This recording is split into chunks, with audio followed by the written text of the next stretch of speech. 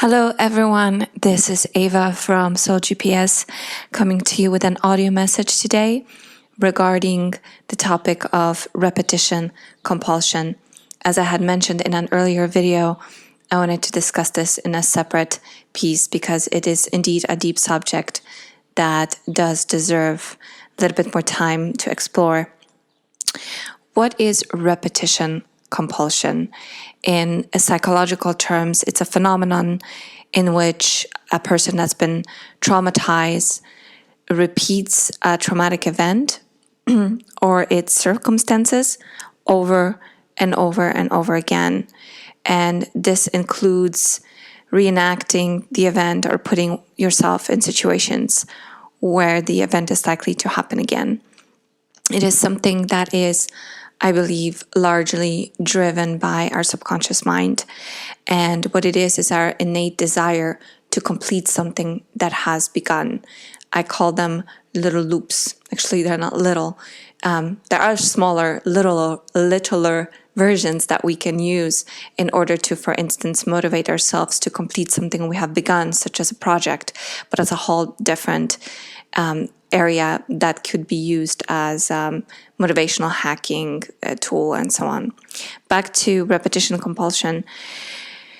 This is a massive loop that has been opened most likely in childhood, where one of our primary caretakers, or in some instances both, have basically failed to provide us as children with an emotional, fulfilling experience where we felt safe, where we felt loved, when we felt like our needs were being met. Oftentimes people who have been traumatized, who have come from those families, feel that, because I wasn't beaten, because I had food to eat, I wasn't really traumatized. That is because emotional and mental trauma often does not leave visible marks, and therefore it's even more hideous and more difficult to detect. But no doubt, many of us, if not most of us, have been through some form of an intense emotional or psychological trauma in our life.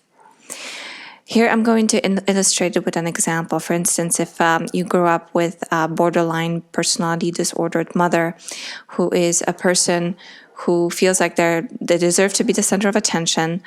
They are usually marked by an approach to life in which they view themselves as victims, which is how they get most of their attention, is through pity.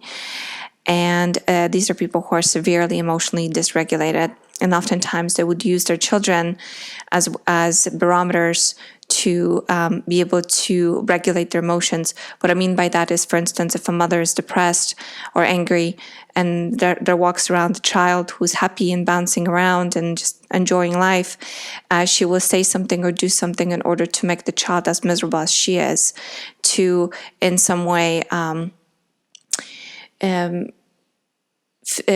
feel compassion, give her compassion, give her supply. It sounds cruel to do that, to do such thing to a kid, but it happens very often.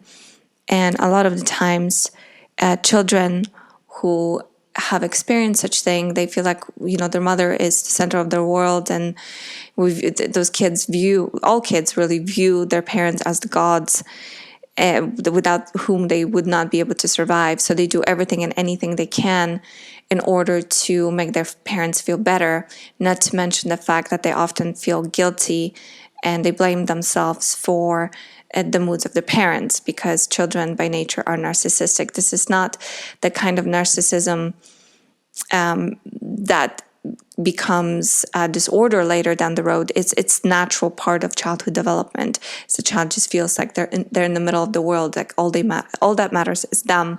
That's because they just haven't had enough experience to realize that everyone pretty much thinks very similarly, and we're all in this together.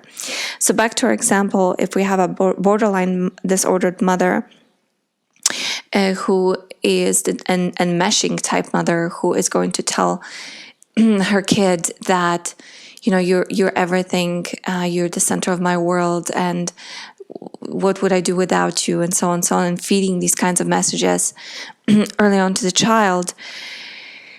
on one hand, and on the other hand, creating a bond in which she feels like she can share her problems with a child that's just not ready for that. Essentially, what such mothers do is they open up one of those loops, traumatizing loops, where a child yearns to solve a problem of a 40-year-old while being 6 or 7 years old, which is basically something that they cannot do, and it sets them up for failure. Excuse me, I just need to grab some water. So this actually is an abusive behavior on the side of the parent, because what they should have done in that case is basically not shared their problems with a 6-year-old, but instead, protected them from it, or in some ways brought themselves to the level of the child in order to explain that mommy is having a hard day because, she's upset about work or she's upset about something, and she will be just fine. She just needs to take a bath and a time out. But a child that feels like they've been groomed and idealized, feeling like they're the ones who can solve the problem of the parent, they begin to, I remember I did that. I would rack my brain trying to figure out what can I do to help my parents to feel better. But I never was able to do it because I was too young to do it. So I would end up sort of carrying on my little shoulders their problems. And then what that would do is it would set me up later in life as a person who wanted to solve other people's problems. That's because I wanted to complete the loop that was open when I was a child. This in turn led me to numerous psychopathic relationships with narcissists, friendships with narcissists, having sociopathic type bosses. Basically, I would be the person who would just give and give and give, and the more I gave, the more I was expected to give. And never really balancing out the act. And I never stood up for myself because I felt like that's the way it was, because I was used to the model that was given to me in childhood. So for instance, if you had an enmeshing type narcissistic mother and you happen to be a female, you'd be seeking out a male who would be acting as a victim, who would project that poor me mentality in order to lure you into that relationship and then basically suck the blood out of you. If you had a very self-centered, narcissistic type mother, you would be very attracted to super charming, chauvinistic almost type men who would be very charismatic, sort of the life of the party. And whenever they would give you even a drop of an attention, you just feel like you're the center of the world. And for that brief moment, you would have been able to complete that loop by receiving the love that you sought by solving somebody else's problem or being there for them. If your mother or father were very controlling, you'd be seeking out situations in which you would be controlled because they would feel very familiar to you. And therefore, again, you would feel like, you're able to finally close that chapter. Of course, that it would be reopened and you would get re-traumatized and re-wounded. And the moment that same person who just put some oil on your wound, basically, rip the scab right off of you with a behavior that was 180 degrees opposite of giving you attention and love in quotation marks. And, they were becoming critical and devaluing, which is what narcissists, psychopaths, sociopaths, borderlines do, is they go back and forth between abusive behavior and a very much of a smothering, idealizing type behavior, which confuses us terribly and then also causes cognitive dissonance, which is a whole other topic, which we can explore later down the road. So the result of being put through this kind of brainwashing situation in childhood is that we end up having very low self-worth. We seek out situations that remind us of the trauma. We become oftentimes codependents, which are people who are on the giving extreme end of the spectrum of people. And also makes you feel like you don't really matter that much, that other people's needs are more important than yours. So what do we do to recover? What can we do? Well, first of all, we need to recognize that this loop can never be completed by the ones who have opened it. We need to do it ourselves. We need to give ourselves the love and the attention that we sought. Yes, it's going to take time. Yes, it's much more difficult. Yes, it's going to take some training and reprogramming of the mind. But that is the only way to arrive at something that has any semblance of a permanent solution. Otherwise, we will be constantly chasing ghosts, chasing phantoms that will make us feel good for a short time, only to re-traumatize us and make us feel worse over time. So seek permanent solution. Try to complete the loop yourself. Do not count on anyone else to do this for you, because when you do that, not only do you make yourself a target for abuse, but also you're basically putting power into other people's hands. You do not want to do that. Take the time to grieve. That's really, really important. That's step number 3, is to be with yourself, be with those nasty, awful, disgusting, terrible, draining emotions that weigh down on you, because they do have to go somewhere. And best way to deal with them is to externalize them. And we do that through journaling, through moving our bodies, through deep breathing, through yoga, through walks in nature, but most of all, through holding those emotions in a present moment and giving them room to come out, to express themselves. Because they're heavy, they might take a while to come out, but they will. Eventually, they will all come out. And what you will then discover, which is a wonderful thing, is that underneath all that muck, underneath all those heavy, heavy emotions, which, by the way, will make you more emotionally literate. So you'll be able to recognize those emotions and name them not only in yourself, but also in others.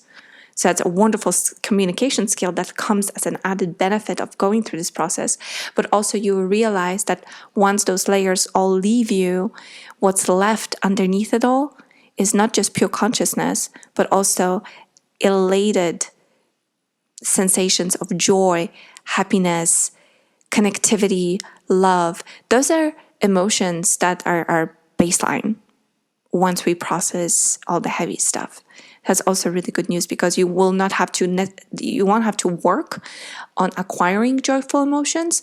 They're already there. They're just hiding. It's like a sun hiding beneath a thick layer of clouds.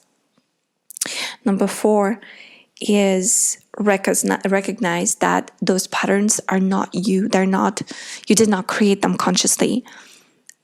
You were given them. You took them over from somebody else, from your primary caretaker when you were a child, when you were very susceptible, when you were super impressionable, when your brain was prime for molding.